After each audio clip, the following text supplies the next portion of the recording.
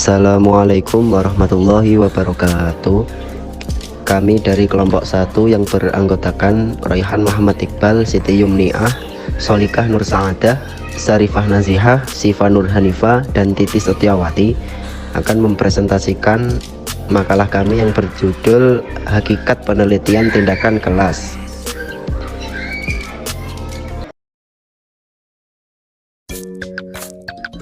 Tujuan penelitian tindakan kelas.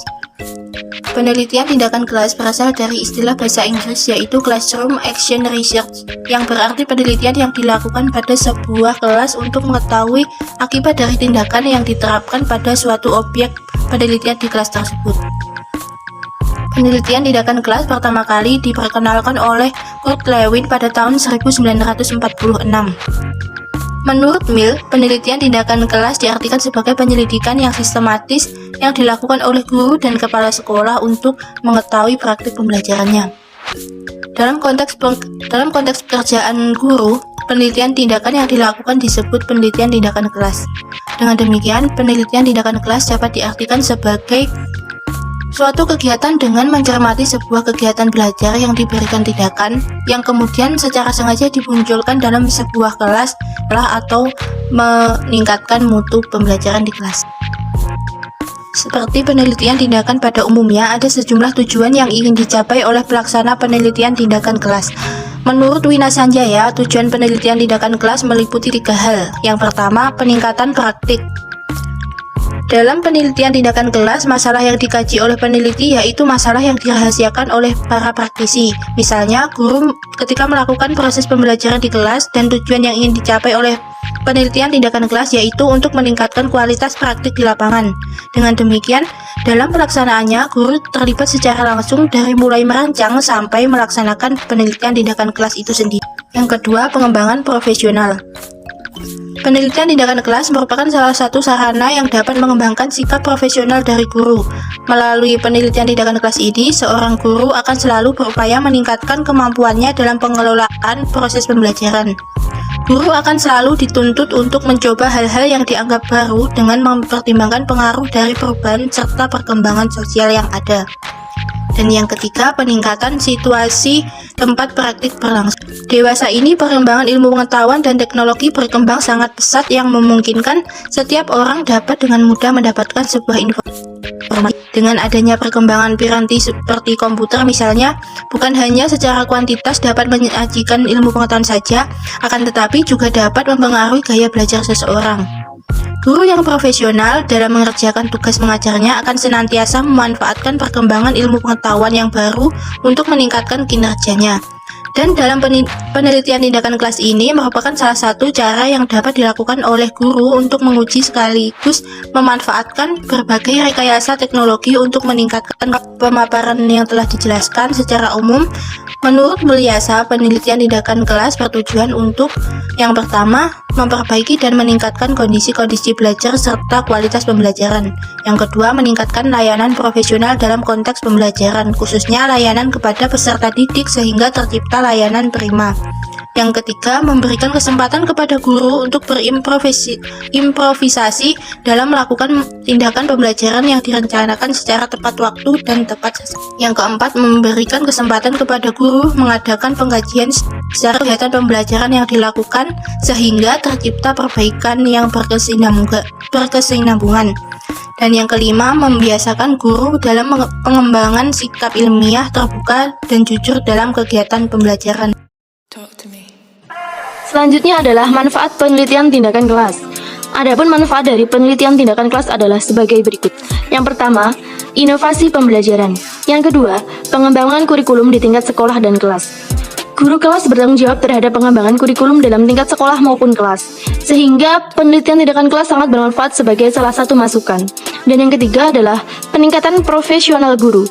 Konsep penting dalam pendidikan adalah selalu adanya upaya perbaikan dari waktu ke waktu pada proses pembelajaran. Guru akan melakukan penelitian tindakan kelas untuk meningkatkan profesionalismenya. Nah, menurut Daryanto, terdapat 3 komponen yang harus menjadi sasaran utama penelitian tindakan kelas, yaitu siswa dan pembelajaran, guru, dan sekolah. Yang ketiga yaitu bidang kajian penelitian tindakan kelas. Bidang kajian penelitian tindakan kelas yaitu yang pertama, masalah belajar siswa sekolah. Temanya, belajar di kelas, kesalahan pembelajaran dan miskonsepsi. Yang kedua, desain dan strategi pembelajaran di kelas.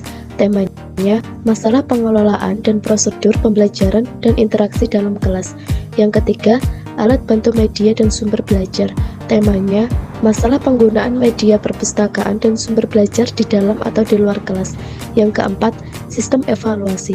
Temanya, evaluasi awal dan hasil pembelajaran, pengembangan instrumen evaluasi berbasis kompetensi. Yang kelima, masalah kurikulum. Temanya, masalah implementasi kurikulum, interaksi guru dan siswa, bahan ajar, serta lingkungan pembelajaran.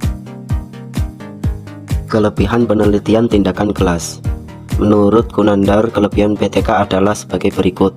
Yang pertama, kerjasama dalam PTK mendorong kreativitas dan pemikiran kritis. Dalam hal ini, guru yang sekaligus sebagai peneliti. Yang kedua, melalui kerjasama, kemungkinan untuk berubah meningkat. Yang ketiga, kerjasama dalam PTK meningkatkan kesepakatan dalam menyelesaikan masalah yang dihadapi. Sedangkan menurut Sanjaya, kelebihan penelitian tindakan kelas adalah sebagai berikut. Yang pertama, PTK dilaksanakan oleh seorang saja, akan tetapi dilaksanakan secara kolaboratif. Yang kedua, kerjasama sebagai ciri khas dalam PTK memungkinkan dapat menghasilkan sesuatu yang lebih kreatif dan inovatif. Yang ketiga, hasil atau simpulan yang diperoleh adalah hasil kesepakatan semua pihak, khususnya antara guru sebagai peneliti dengan mitranya. Demikian akan meningkatkan validitas dan reliabilitas hasil penelitian. Yang keempat, PTK berangkat dari masalah yang dihadapi guru secara nyata. Dengan demikian, kelebihan PTK adalah hasil yang diperoleh dapat secara langsung diterapkan oleh guru. Kekurangan penelitian tindakan kelas. Yang pertama, kurangnya keterampilan dan pengetahuan dalam teknik dasar PTK pada pihak peneliti atau guru. Yang kedua, PTK adalah penelitian yang berangkat dari masalah praktis yang dihadapi oleh guru. Dengan demikian, simpulan yang dihasilkan tidak bersifat universal yang berlaku secara umum. Yang ketiga, berkenaan dengan waktu, karena PTK memerlukan komitmen peneliti untuk terlibat dalam prosesnya. Faktor waktu ini menjadi kendala yang cukup serius. Hal ini disebabkan karena belum optimalnya pembagian waktu antara untuk kegiatan rutinnya dan aktivitas PTK. Poin selanjutnya yaitu tipe atau bentuk penelitian tindakan kelas. Secara umum, penelitian tindakan kelas dibagi dalam 4 kelompok, yaitu PTK diagnostik, PTK partisipan, PTK empiris, dan PTK eksperimental. Yang pertama, penelitian tindakan kelas diagnostik. Penelitian tindakan kelas diagnostik dirancang untuk menuntun ke arah tindakan. Contoh penelitian tindakan diagnostik yang dapat dilakukan yaitu penelitian yang dilakukan di suatu sekolah atau sebuah organisasi masyarakat tertentu. Yang kedua, penelitian tindakan kelas partisipan. Penelitian tindakan kelas partisipan merupakan penelitian yang penelitinya harus terlibat secara langsung dalam proses penelitian mulai dari awal hingga akhir laporan. Penelitian tindakan kelas jenis ini tumbuh dan juga berkembang sebab PTK sebelumnya tidak selalu mendorong dilakukannya tindakan atau hanya merekomendasikan saja. Juga ketidakterlibatan tim dalam peneliti dalam masyarakat terkait kurang menjamin pelaksanaan tindakan yang disarankan. Gagasan sentral penelitian tindakan partisipan ini yaitu bahwa seorang yang akan melakukan tindakan harus terlibat dalam proses penelitian mulai dari awal hingga akhir penelitian. Yang ketiga yaitu penelitian tindakan kelas empiris. Penelitian tindakan kelas empiris merupakan sebuah penelitian yang apabila peneliti berupaya melaksanakan tindakan atau aksi dan membukukan apa yang dilakukan serta apa yang terjadi selama aksi berlangsung. Pada prinsipnya, proses penelitiannya berkenaan dengan penyimpanan catatan dengan pengumpulan pengalaman peneliti dalam pekerjaan sehari-hari.